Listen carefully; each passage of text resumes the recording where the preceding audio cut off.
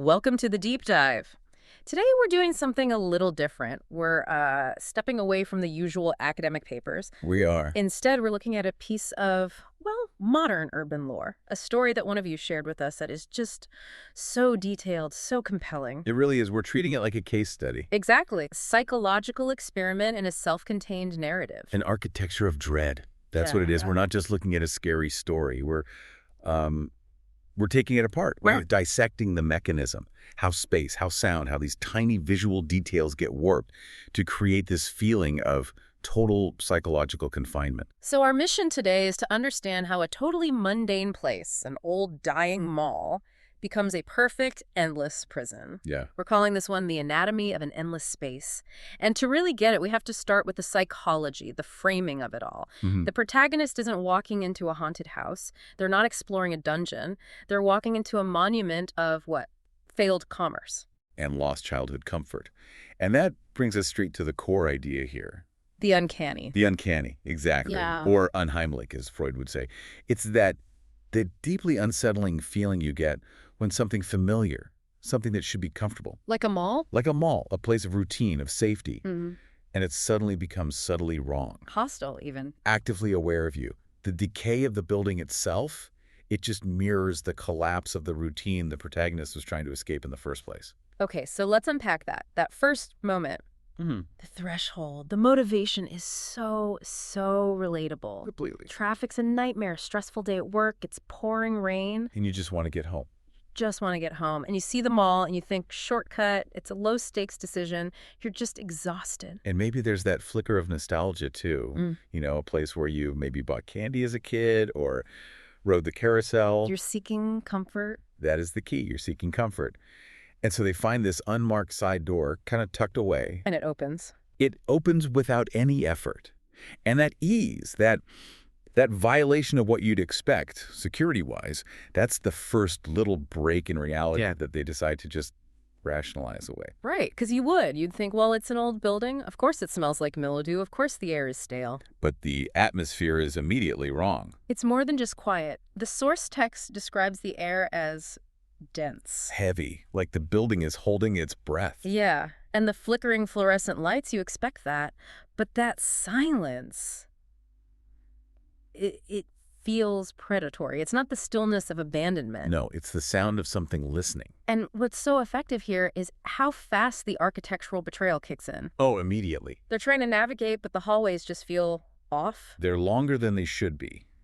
The angles are, slightly wrong. It just defies your spatial memory. So you're walking, thinking you're getting somewhere, and then you loop right back to the same empty storefronts. The space is actively fighting you. It's fighting your brain's ability to map it out. And this is where it gets, for me, really interesting. Because if it was just loops and darkness, you might think you're just lost, right? Or panicking. You could explain it away. But the narrative gives us this one tiny, almost domestic detail that just destroys the logic of the abandoned building idea entirely. The food court. The food court. It's vast, it's dusty, totally deserted, except for one thing. Dead center. One table.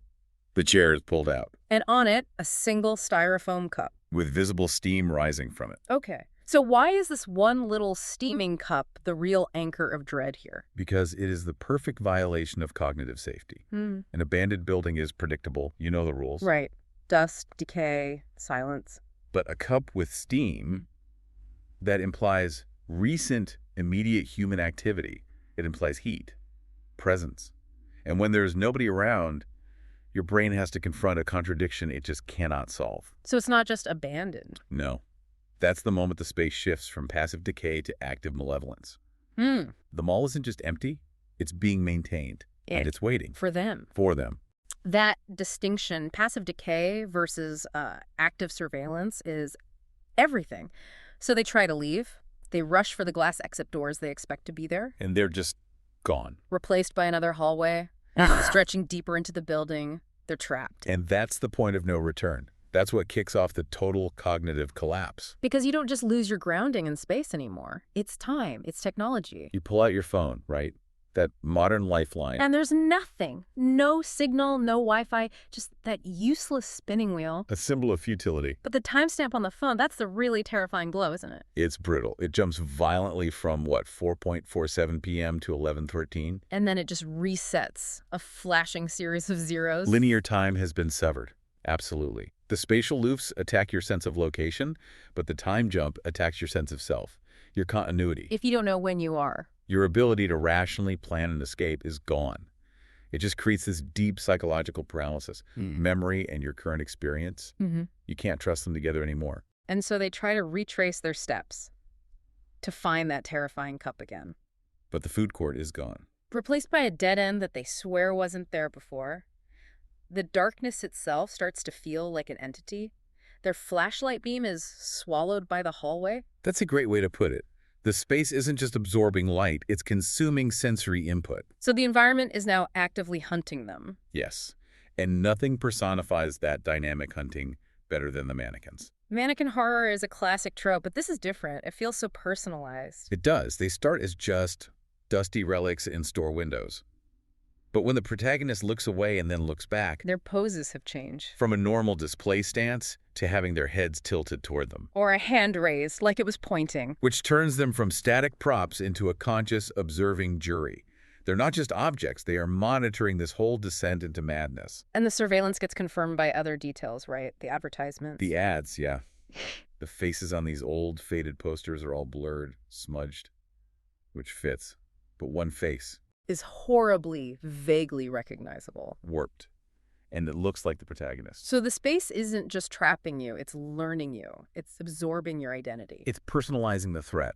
It's basically telling them, I know who you are, and I'm preparing a place for you. And if the visuals weren't enough, the audio is just a masterclass in psychological torment. It really is. It starts with those faint whispers, a low murmur, you think maybe you're hearing your own name.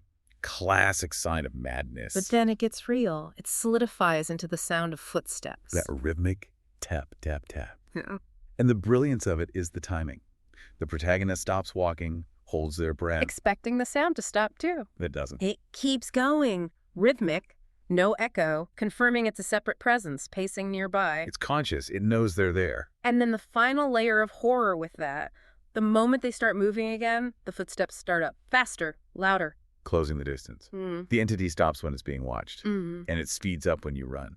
It's not just following, it's calculated, it's tormenting them. It enjoys the chase. It's intelligent.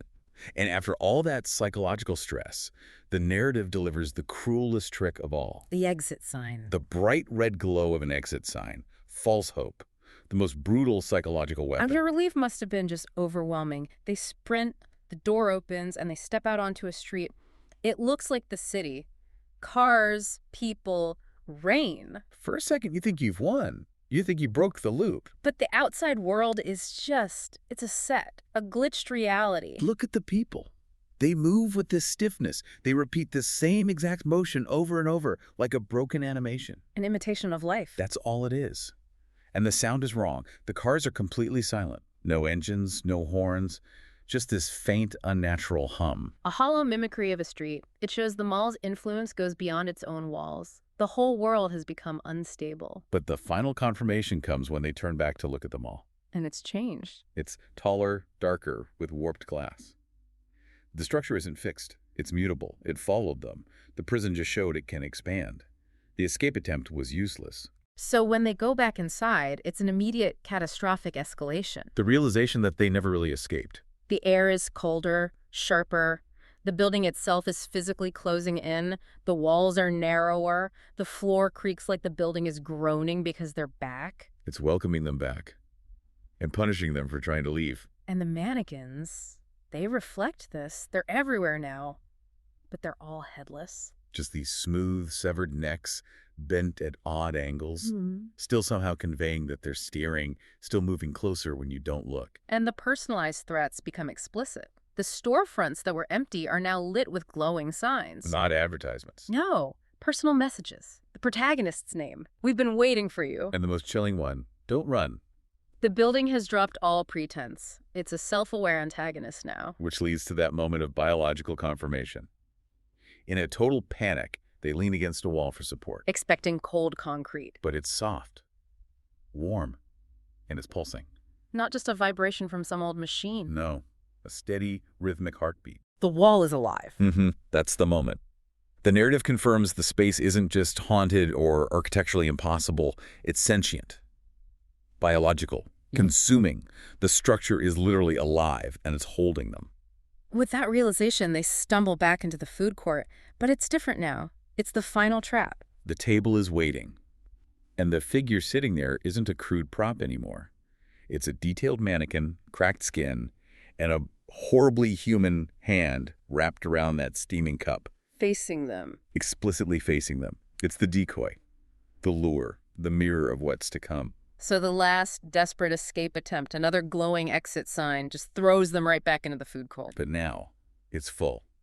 This is the final capture. Dozens of motionless, faceless figures sitting at the tables. Their heads are just blank, featureless ovals. And this is the peak of the horror. They all turn, slowly, in perfect unison. To face the protagonist. And the whispers come back. But they're loud now, overlapping, distorted murmurs, and they're coming directly from these blank figures. They're surrounded. One of them gets up, touches the protagonist's face, and that hand is described as cold, like metal left out in the winter. That's the final connection, the final touch from this new reality. And the ultimate crushing irony is the final realization. They wake up, they're at the center table, steaming cup in front of them, just like the first time they saw it. But when they look down at their own hands, they're smooth, plastic, jointed at the knuckles, a mannequin's hands. The mall didn't just kill them, it assimilated them. They are now one of the figures, eternally trapped as part of this silent, waiting audience. But the fate worse than death. They remember everything. They retain consciousness. They remember the frantic, failed escape attempt. The narrative arc just perfectly connects that initial everyday anxiety, the stress, the traffic, wanting a shortcut, to the final existential imprisonment. The mall, that monument to consumption and routine, literally consumed the one person who tried to escape the routine. Frozen, an aware spectator in their own perpetual loop. It makes you question everything familiar. It does. The next time you take a shortcut, or a space just feels subtly wrong, how do you confirm that the reality around you is stable? That it isn't just imitating the life it used to contain? And here's the final thought to leave you with. If the only thing left of your former life is the ability to remember your escape attempt, does that very consciousness become the true prison? Something to mull over as you navigate the familiar angles of your own reality.